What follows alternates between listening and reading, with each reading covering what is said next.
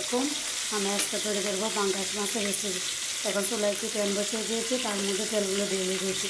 এখন আমি তেলগুলো গরম হয়ে দিয়েছি, এখন মাছগুলো ভেজে নিচ্ছি। এক পিঠ হয়ে গিয়েছে, এখন আমি অপর পিঠ উল্টিয়ে দিচ্ছি। এখন আমি অপর পিঠ উল্টিয়ে দিচ্ছি, উল্টিয়ে দিয়েছি।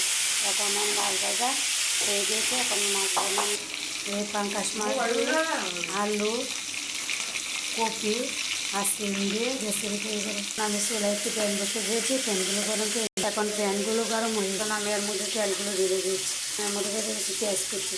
পেঁয়াজ কুচি মধ্যে তেল বাদামি কালার করে না, পেঁয়াজ কুচিগুলো বাদামি কালার করে দিয়েছি। এর মধ্যে দিয়ে দেবো আদা বাটা, রসুন বাটা, পেঁয়াজ বাটা। এখন আমি রেখে মাপ মতো লবণ, হলুদের গুঁড়ো, মরিচের গুঁড়ো।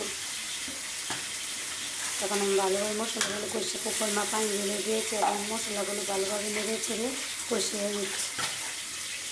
এখন মশলাগুলো কষানো হয়ে গিয়েছে, এখন এর মধ্যে দিয়ে দিচ্ছি আলু, ফুলকপি আর সিম। আমি ভালোভাবে নেড়ে ছেড়ে দিচ্ছি এবং মশলাটাকে ভালোভাবে কষিয়ে নিচ্ছি। পরিমাণ পানি দিয়ে ভালোভাবে সিদ্ধ করে নেব। এখন আমি নেড়ে ছেড়ে ভালো করে সিদ্ধ করে নিচ্ছি।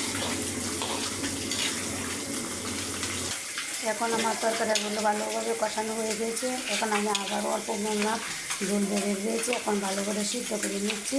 তারপর কিছুক্ষণ পর আমি মাছ দিয়ে নামিয়ে নেব। এখন আমি আবার ভালো করে সিদ্ধ করে দেখেন তরকারি কি সুন্দর একটা ফ্লেভার চলে এসে, আমি দিয়ে তরকারির মধ্যে দেবো মাছ ভাজাগুলো।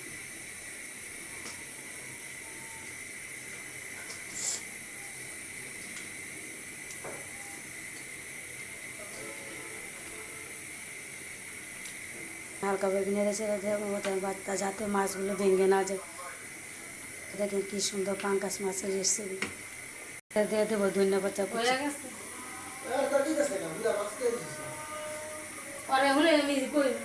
এখন আমার তরকারি রান্না শেষ হয়ে গেছে। তখন পাশে থাকার জন্য ধন্যবাদ। আসসালামু আলাইকুম।